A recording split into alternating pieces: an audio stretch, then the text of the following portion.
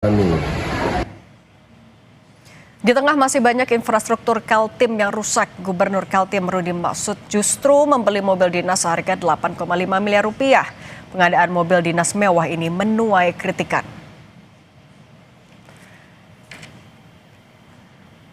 Salah satu kritik datang dari pengamat kebijakan Universitas Mula Warman, Saiful Bahtiar, yang mempertanyakan urgensi pengadaan kendaraan mewah itu. Apakah benar-benar berkaitan marwah Kaltim atau justru kepentingan elit pimpinan? Saiful juga menyoroti peran tim anggaran pemerintah daerah dan badan anggaran DPRD Kaltim. Ia mempertanyakan dasar logika para penyusun anggaran yang meloloskan angka 8, miliar rupiah tersebut. Pemprov Kaltim hari ini kita terhenti sementara. Tetapi tidak memperhatikan prinsip dasarnya. Prinsip dasar dalam penyusunan APBD itu adalah pertama misalnya harus memperhatikan asas efektif dan efisien. Jadi anggaran itu memang terukur, terarah dan tepat sasaran. Yang kedua bahwa dalam penyusunan anggaran itu harus memperhatikan skala prioritas urusan-urusan publik. Anggota DPRD Komisi 12 Dapil Kaltim, DPR RI Komisi 12 Dapil Kaltim, Syafruddin menyebut pengadaan mobil gubernur senilai 8,5 miliar rupiah tidak cocok di tengah upaya efisiensi akibat menurunnya transfer ke daerah atau TKD. Menurutnya, kebijakan ini sangat mengecewakan rakyat yang hidupnya pas-pasan. Kebijakan ini tidak mencerminkan pemimpin yang punya kepekaan pada rakyat.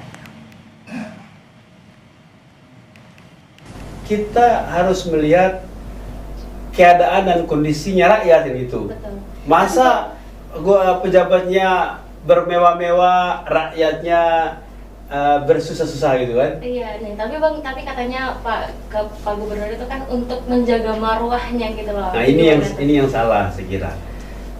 Marwah itu dijaga bukan dilihat atau diukur dari alat transportasi atau alat mobilitas ya, bukan.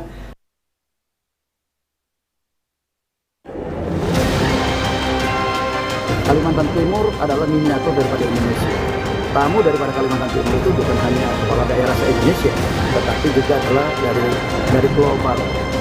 Masa iya kepala daerahnya pakai mobilnya ala kadarnya, jangan dong.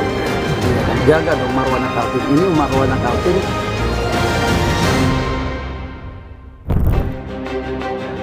Kendaraan mewah ini adalah kendaraan pribadi milik Gubernur Kalimantan Timur Rudy Maksud yang sering digunakan untuk kunjungan kerja. Namun, Gubernur Kalimantan Timur Rudy Maksud membeli kendaraan serupa dengan fasilitas lebih mewah sebagai mobil dinasnya. Mobil senilai 8,5 miliar rupiah sudah direncanakan sejak November 2025. Gubernur Kaltim mengklaim pengadaan mobil ini sudah sesuai dengan peraturan Mendagri yang membatasi kapasitas mobil hanya 3.000 cc. Namun, walau diklaim sebagai mobil dinas, Rudy Maksud menyebut mobil ini justru berada di Jakarta, bukan digunakan untuk kegiatan dinas di Kalimantan Timur. Terkait pemberitaan yang 8,5 M itu, Pak Gub, yang di LPS itu? Sesuai dengan Permendagri nomor 7 tahun 2006 bahwa pengadaan mobil untuk kepala daerah jenis sedan adalah 3.000 cc. Untuk jenis Jeep adalah 4.200 cc. Mobil yang kamu adakan hanya yang 3.000 cc. Persoalan harga, ada rupa, ada harga. Ada mutu, ada kualitas, ada harganya. Kami tidak mengikuti berapa harganya, kami hanya pesan mobilnya itu saja. Sesuai dengan Permendagri. Sudah dicoba nggak, Pak? Di Jakarta. Oh, belum di mobilnya ada di Jakarta, karena memang dipakai untuk di Jakarta. Oh. Kontroversi pengadaan kendaraan dinas ini mencuat di tengah kebijakan efisiensi anggaran. Wakil Menteri Dalam Negeri Bima Arya meminta Pemprov Kaltim untuk mengevaluasi kebijakan membeli mobil dinas seharga 8,5 miliar rupiah. Bima Arya menyarankan agar pembelian mobil disesuaikan dengan kebutuhan dan sewajarnya. Berdasarkan juga kepada surat edaran dari Kemendagri terkait dengan efisiensi. Karena itu Pak Menteri juga sudah berkomunikasi dengan Pak Gubernur. Saya juga secara langsung telah berbicara dengan Pak Gubernur, menyarankan kepada Pak Gubernur untuk meninjau kembali, melakukan evaluasi terkait dengan pembelian kendaraan dinas silakan Pak Gubernur berkoordinasi dengan bagian keuangan agar melakukan langkah-langkah yang sesuai dengan prinsip-prinsip efisiensi. Harganya yang wajar, tidak berlebihan, dan tentu Pak Gubernur memahami prosedurnya seperti apa, dan kami yakin Pak Gubernur bisa melakukan penyesuaian tadi. Gubernur Kalimantan Timur Rudi Masud memang kerap membagikan aktivitas meninjau sejumlah daerah dengan medan berat menggunakan kendaraan pribadinya di Instagram. Namun, pembelian mobil dinas mewah senilai 8,5 miliar rupiah menuai kritik karena tak hanya harganya mahal, tetapi mobil ini justru lebih banyak berada di Jakarta. Tim Liputan Kompas TV.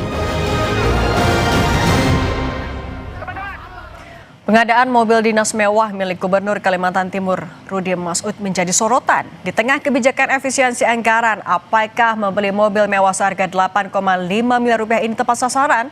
Kita bahas bersama anggota Komisi 2 DPR RI fraksi Golkar Ahmad Irawan dan peneliti ICW Wan Alamsyah. Selamat petang semuanya. Selamat petang Mbak Cindy, selamat petang Pak. Selamat wabarakatuh. Oke, saya mau ke Mas Irawan dulu ya. Mas Irawan, kalau alasannya adalah butuh mobil dengan spesifikasi tinggi untuk kunjungan ke titik-titik tertentu di Kaltim, tapi kebanyakan kayaknya digunakan di Jakarta. Di tengah efisiensi, Golkar sendiri melihat ini adalah kebijakan yang bijak nggak? Jadi begini, yang pertama bahwa Pemprov Kaltim tersebut itu kan merupakan satu entitas pemerintahan sendiri. Mereka adalah pemerintahan daerah yang juga punya otoritas dan otonomi sendiri mengurus daerahnya.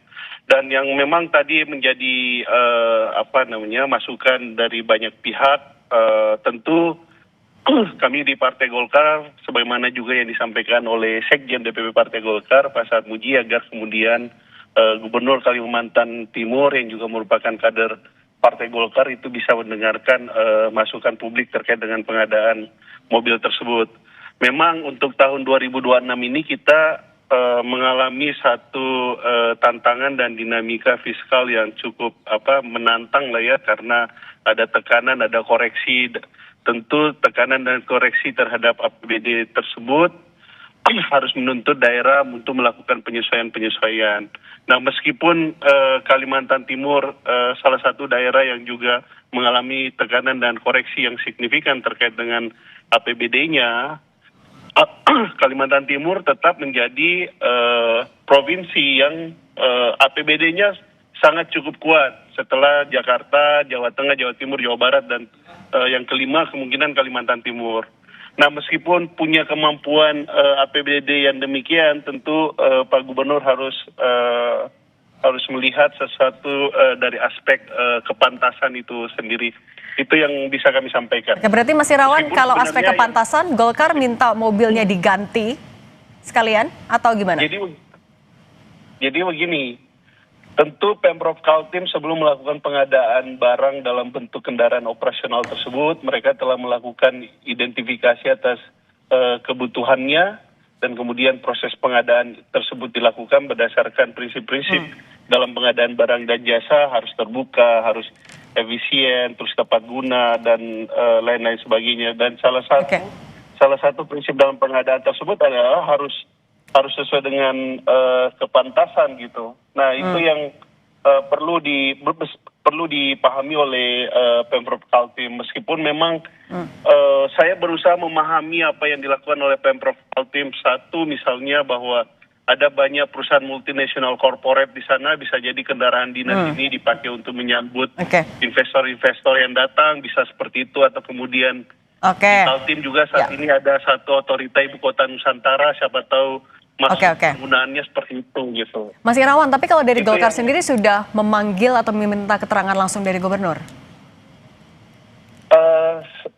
Setelah saya, petinggi partai termasuk Pak Sekjen telah berkomunikasi dengan Pak Gubernur kaitannya dengan permasalahan ini, dan seperti yang disampaikan oleh Ketua Umum Partai Golkar Pak Bahlil Lahadalia dalam satu pertemuan kami dengan seluruh pengurus DPP dan seluruh pengurus DPD 1 juga diingatkan oleh Ketua Umum Partai Golkar agar kemudian melihat kepantasan dalam berpenampilan di tengah-tengah publik, kemudian juga Oke. memiliki empati terhadap kondisi yang yang sedang kita hadapi itu. Oke, empati dan kepantasan. Saya juga mau minta pendapatnya dari Mas Wana dari Mas Wana dulu. Mas Wana, yang jadi kontroversi kan memang karena harganya mahal, satu dinilai tidak peka, kemudian kedua tidak sesuai dengan kebijakan efisiensi. Kalau dari potensi pelanggaran, Anda melihat ada celah di situ? Paling tidak, ya terima kasih banyak Mbak Cindy. Paling tidak ada dua hal yang kami soroti. Pertama, berkaitan dengan pengadaan tersebut apakah sesuai dengan kebutuhan dan perencanaannya sudah sesuai atau belum. Karena pada titik tertentu, pembelian kendaraan itu juga perlu mempertimbangkan kebutuhan masyarakat yang ada di Kaltim itu sendiri. Misalkan tadi sebagai contoh berkaitan dengan jalan rusak, pendidikan, isu kesehatan dan lain sebagainya. Seharusnya gubernur itu memprioritaskan aspek pengadaan yang esensial seperti pendidikan, kesehatan, transportasi dan lain sebagainya, bukan dalam rangka untuk memberikan fasilitas pada dirinya sendiri sebagai kepala daerah. Itu yang pertama. Jadi kita perlu memperhatikan apakah proses memilih mobil tersebut itu bermasalah atau tidak. Kemudian yang kedua, dalam aspek pengadaan barang dan jasa. Kemarin malam kami mencoba untuk melakukan pengecekan terkait dengan proses perencanaan di dalam sistem informasi rencana umum pengadaan milik Provinsi Kalimantan Timur. Kami menemukan bahwa ada spesifikasi pekerjaan yang patut diduga itu mengarahkan ke merek tertentu atau perusahaan tertentu, yang mana di dalam kerangka hukum pengadaan barang itu tidak diperkenankan, karena itu nanti akan menimbulkan potensi persekongkolan atau bahkan potensi permainan harga begitu. Dan ini yang kami waspadai dan kami khawatirkan, sehingga harapan kami adalah Inspektorat Jenderal Kementerian Dalam Negeri itu wajib untuk melakukan penelusuran atau pengawasan atau melakukan audit terhadap pembelian mobil yang dilakukan oleh gubernur. Begitu. Mas Wana, tapi berarti audit ini juga termasuk kepada DPRD yang sudah menyetujui? Nah, dalam konteks yang seperti yang tadi saya sampaikan, Inspektorat Jenderal Kementerian Dalam Negeri, mereka hanya memiliki kewenangan untuk melakukan pengawasan terhadap provinsi saja. Dalam konteks DPRD,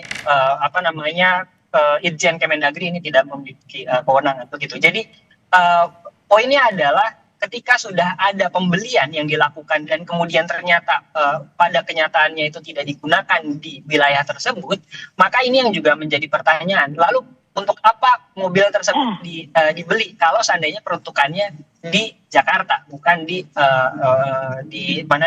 Kalimantan Timur begitu. Dan yang kedua adalah berkaitan dengan fungsi. Apa urgensinya membeli mobil tersebut ketika masih ada mobil-mobil lain yang sebenarnya harganya relatif terjangkau. Kalau kita bicara tentang suatu barang barang begitu, kita pun juga tidak hanya melihat kondisi barangnya saja, tapi ketika barang tersebut rusak, apakah ada bengkel yang bisa melakukan perbaikan begitu? Apakah spare partnya itu kita harus inden dan lain sebagainya? Hal-hal teknis dan hal-hal operasional tersebut itu juga penting untuk diperhatikan sebelum membeli suatu barang, karena ketika sudah terlanjur dibeli lalu kemudian pada akhirnya itu tidak bisa digunakan, maka ada potensi pemborosan yang dilakukan oleh suatu daerah, begitu Mbak Cindy. Oke, nah untuk menjawab beberapa potensi pelanggaran itu, Mas Irawan, ini kan juga sudah disetujui oleh DPRD. Apakah dari Golkar juga sendiri, artinya melakukan evaluasi tidak hanya kepada gubernur, tapi juga legislatif di DPRD di Kaltim? Kalau menurut saya, dari aspek prosedur dan regulasi pengadaan barang dan jasanya, itu sebenarnya tidak ada persoalan. Semua telah melalui tahapan itu sendiri. Jadi itu bukan sesuatu yang kami lihat ada persoalan, tetapi yang paling mengundang kritik publik itulah yang menurut saya yang harus diperhatikan oleh gubernur, kaitannya dengan kepantasan terkait dengan pengadaan harga mobil yang dianggap cukup mahal gitu di tengah proses efisiensi seperti sekarang. Karena memang Kaltim juga tekanan terhadap APBD-nya itu cukup besar karena ada pemotongan dana bagi hasil yang cukup signifikan sekitar 73,5%. Jadi mungkin ada baiknya ke depan ini Pemprov Kaltim lebih fokus agar struktur belanjanya disesuaikan ya ini lebih menitik beratkan pada pembangunannya, terus kemudian pelayanan publiknya dan pemerataan pembangunan di Kaltim, karena wilayah Kaltim itu sangat luas gitu. Itu yang paling penting ke depan. Refocusing anggaran juga untuk yang lebih prioritas. Nah, kalau Mas Wana, ketika Anda melihat ada beberapa poin yang bisa jadi celah pelanggaran sebenarnya, apakah KPK atau aparat bisa proaktif di sana untuk memperjelas semua ini? Ya, bagi kami rasanya penegak hukum dapat melakukan hal tersebut. Karena memang tapi Oke, Mas Irawan, sorry, kita ke Mas Wana dulu. Ya, bagi kami sebenarnya penegak hukum layak untuk masuk begitu ya, untuk melakukan penelusuran. Tapi bagi kami yang penting untuk ditindaklanjuti pertama kali adalah dari Itjen Kemendagri, Inspektorat Jenderal Kemendagri begitu, karena pada titik tertentu bisa jadi belum ada tindak pidana korupsinya begitu. Tapi ketika sudah ada tindak pidana korupsinya, paling tidak seperti yang tadi saya sampaikan, ada potensi mengarahkan ke merek tertentu, karena di dalam sistem informasi rencana umum pengadaan spesifikasi pekerjaannya sangat jelas mengarahkan ke produk tertentu begitu, sehingga tidak ada ruang bagi merek lain atau produk lain itu dibeli begitu. Dan ketika problem ini muncul, bukan hanya masalah administratif saja yang timbul begitu, tapi kemudian ada persoalan persekongkolan begitu. Dalam konteks persaingan usaha, penting untuk mempertimbangkan bahwa ketika pemerintah membeli suatu barang itu tidak ada potensi monopoli atau persaingan usaha tidak sehat. Begitu. Oke, transparansi yang juga harus bisa dijelaskan kepada publik nantinya. Mas Ahmad Irawan, anggota Komisi 2 DPR RI dari fraksi Golkar, Mas Wan Alamsyah, peneliti ICW, terima kasih sudah berbagi pandangan bersama kami. Sehat selalu semuanya. Baik, selamat sore Mbak Sini. Terima kasih Mbak. Assalamualaikum warahmatullahi wabarakatuh. Saudara, aksi pencurian sepeda motor terjadi di Tangerang, Banten. 2 pelaku